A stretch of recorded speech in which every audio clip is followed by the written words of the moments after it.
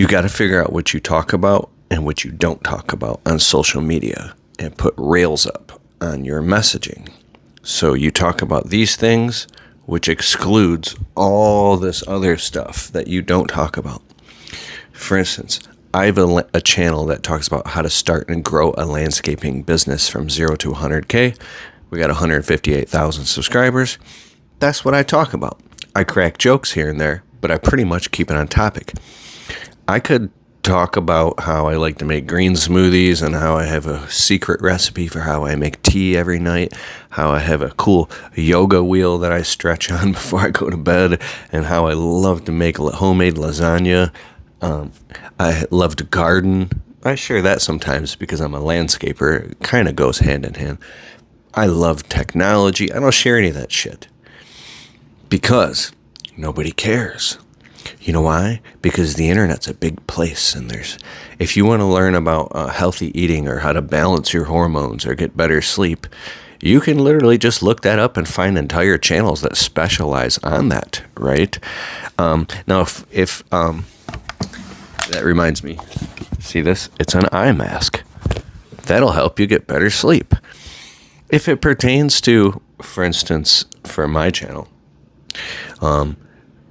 to have more energy to run your landscape business, and one of them is to get better sleep, maybe I'll talk about the eye mask. Maybe if I want to talk about having more energy to run your landscape business, and hear me out, I would talk about, I'm not a doctor, but maybe you might want to take some supplements, some protein shakes, shit like that. But if you're making a whole bunch of random hodgepodge contents and videos about a whole bunch of different stuff, people might like you and they'll get to know you, which is good. But here's the point. When somebody finds your content, and I'll give you a quick example. There's this guy, something Caveman Aquatics with a K. I got a little fish one time, and my fish died unexpectedly, and I was really upset and questioning myself whether I had done something wrong or not. And I went to the YouTube to find out why. He says, did you just got a fish, and did your fish die, and you're upset, and you're questioning whether you did something wrong? I'm like, what? This is what I'm thinking. He goes, then you have to watch this video, and I'm going to teach you about how fish tanks work. I watched the whole video, pure gold. He goes, click to watch the next video, how to do it the right way. Boom, boom, boom, boom, boom. I spent 3.5 hours binge watching all this guy's videos, and he taught me everything I needed to know. And then my wife and I ended up getting some new fish, and they were doing fine for years because of what I learned. But at any time in the cycle of me binge watching his videos, if he would have just started talking and blabbing about his personal life. He mentioned that he was in the Marines for a minute, and I was like, oh, that's awesome. But for him, he's Kevin from Caveman Aquatics. He's a cool guy. I honor him. This guy was so consistent. I bought a coaching call for like $200 or something. I got him on the phone. He goes, can I help you with your fish? And I was like, bro, I'm calling you about YouTube. He goes, oh yeah, I just started my channel like 9 months ago. I'm like, bro, whatever you're doing, just keep doing it because you're going to blow past everybody. He goes, I really hope so. I go, no, you're going to. Bro, the dude's got like 400,000 subscribers now. Why? Because every single video is boom, boom, boom, boom, boom, boom, boom, about the same thing.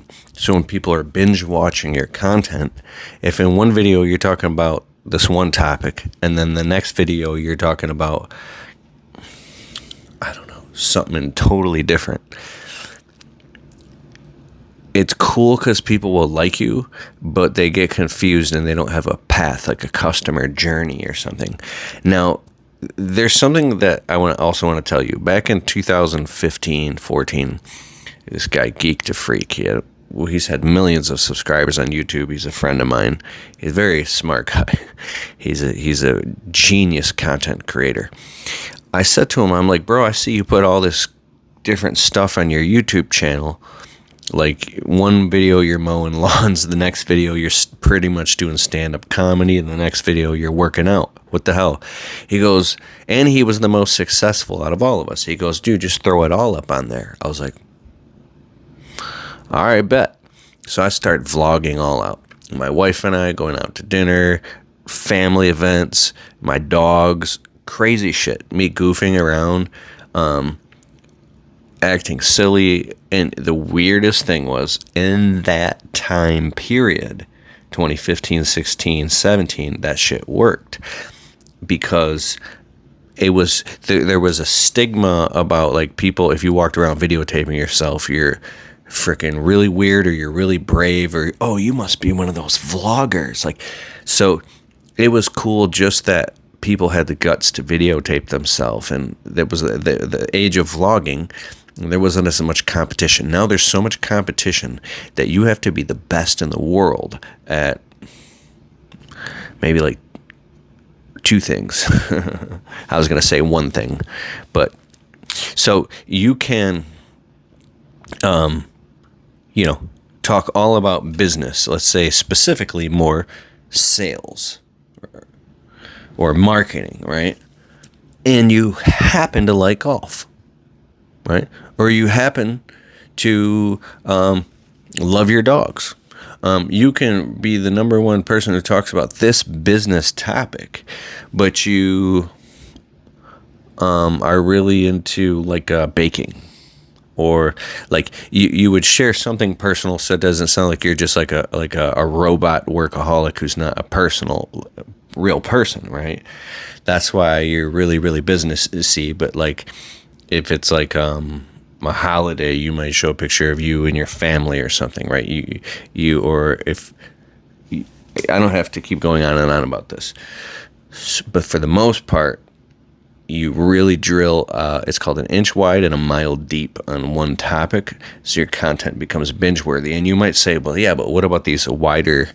How do I reach a wider audience so I blow up on social media? I want to make money too, right? Well, I got the answer.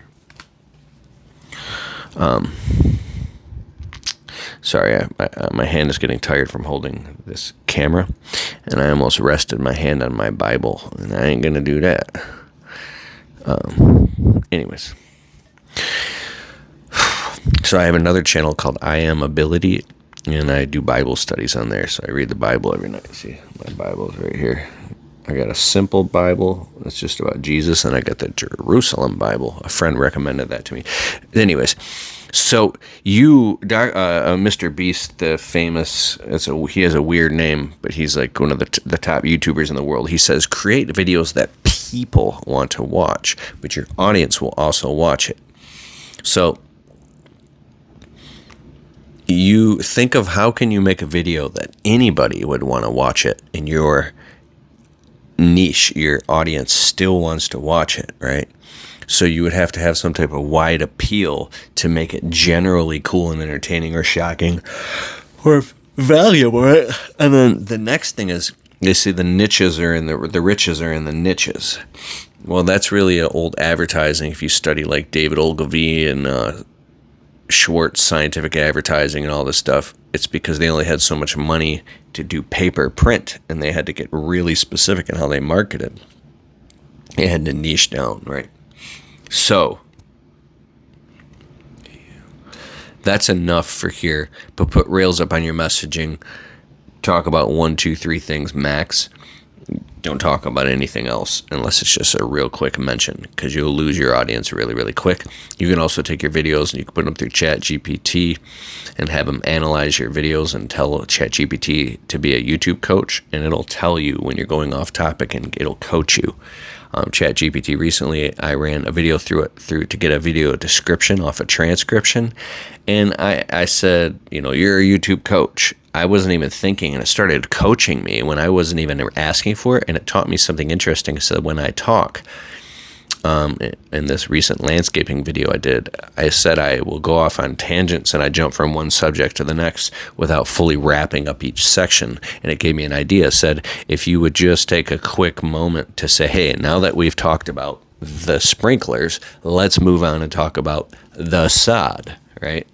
So I did that in my next video, and it got a lot of views, and people really got a lot of value. I said, now that we've covered marketing, now we're going to talk about sales. Now that we covered sales and we've got that, we're going to move to the next topic. We're going to talk about this. So that way there's a clean sense of separation in people's minds when you're talking, so they can compartmentalize the information. Boom. All right, I'm Keith Kalfas. I put all the links below. I'm a Kajabi hero user. I've made $300,000 on the Kajabi platform alone. If you want to, try Kajabi, I think you get cool perks with my link or discounts, whatever it is, because I'm a affiliate. I'll put links below if you want to build your own online courses and make money while you sleep. If you want to hire me, keithkalfas.com/call to coach you or get on the phone. Is me pitching my stuff right now. Or anyways, just hit the subscribe button and watch my videos for free. I wish you the best of success, and I hope you monetize your message and impact the world.